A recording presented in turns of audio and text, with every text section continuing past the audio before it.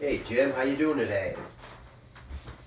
Man, not too bad. Would be a lot better if this dang cold would just go away and spring would come around. I hear you on that. I sure love the seasons, but do wonder why we all choose to live in a state that goes from negative 40 to 50 in a span of a week. Haha, right? Climate change or something. Right on that, Jim. Anyways, what brings you in today? Well, I just came in to get some recommended labs that Dr. Jones ordered and to check my blood pressure and all that jazzy jazz. Uh-huh, sounds good. Well, your blood pressure was a little elevated today, 135 over 80, but nothing some dietary or lifestyle changes can't fix. Gotcha. That makes sense.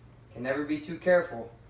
My old lady is always on me for cleaning up my diet and starting to live healthier for her and the kids. Sounds like someone in my life. Jokes aside, can you tell me a little bit more about what your wife wants you to clean up? Well, I'm a construction worker, so working a lot of those long hours. Me and the fellas are not always picking the best choices for where we grab lunch every day. Not only that, but all the smoke breaks. Oh, you're a smoker? Yeah, been about a half a pack to a pack and a half a day smoker for almost 20 years. Really, since I started working construction back when I was 16. Now, I'm 36 and just is part of the routine.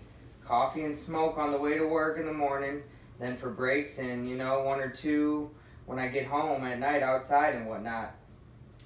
Do you mind if we spend a few minutes today talking about smoking? Nah, I don't mind at all. Well, alright, well, you already mentioned that you started smoking at age 16, but how did you start smoking?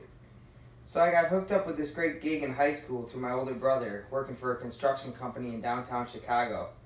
We helped build some beautiful apartment buildings down in the Loop. Real sweet job. Anyways, I was one of the younger guys, and one of the mentors that I worked for asked me if I wanted to smoke one day. That was that. And that was that? Basically was. As crazy as it sounds, being so young, I was very impressionable. Just wanted to look cool, and even back then, we didn't know all we do now about smoking, so way more people were doing it, obviously. And truthfully, I was a really shy kid and too small at the time to do any sports that I wanted to do, like football or basketball, so being part of something, even a silly job like construction, meant a lot to me back then. Completely understandable. Work environments can be super beneficial, and if you think about it, we spend more time with our coworkers than our own family. So having a strong relationship with our peers that we work with is key. I'm going to ask you a few more questions about your smoking. Is that okay? Fine with me. Alright, on a scale of 1 to 10, how ready would you say you are today to quit smoking, with 10 being the most ready and 1 not ready at all? Shoot, really putting me on the spot. Honestly, I know I need to cut down or even quit altogether, but I'd probably say a 5. Alright. What would it take you, from a 5 to a 9 or 10? I guess as crazy as it sounds, I guess if I had some real health scare that made me have to quit cold turkey. Not crazy at all. Honestly, a lot of times people are hesitant to make changes until faced with immediate issues. But being in healthcare, we do recommend ways to people to cut back or quit altogether. 5 is still a pretty high number. Why did you say 5 and not say 3? Probably number one reason is my family. Been married to my lovely wife Sarah for 15 years, and we have 3 beautiful children, all under 10. So I want to be there for them, and I know quitting or even cutting down how much I smoke is a challenge. Family is everything, Jim. I have 2 little ones myself, but why do you say that? It's just has become part of my routine. And when I'm stressed, it really helps me calm down, or if I'm at work late, it gets me through the end of a long shift. The idea of not having that to fall back on, to calm down, is unsettling. However, it's a double-edged sword because I know how bad it is for me. I can feel changes how I feel physically than I did when I first started smoking. That must be really hard. What changes exactly? Well, with 3 young kids, and even when we had Junior, my firstborn, he was running around. I was able to keep up with him no problem. Now, when all of them are running around in the backyard and I'm playing with them, I get more winded than ever before. Definitely scares me, and especially my wife. Understandable. Did your wife ever say that you need to quit smoking? Yeah, she does get on my case, which I understand, but doesn't always help me because, like I said before, I'm pretty darn stressed out all the time with work and bills and everyday life. So if she was a little more supportive, maybe it'd be easier to make the right steps towards cutting down and eventually quitting. Your wife must really care about you, but it's probably hard for her to understand what you're going through. Yes, she does, and I know she has the right intentions. It's just the timing of when she's ragging on me. Isn't always the best.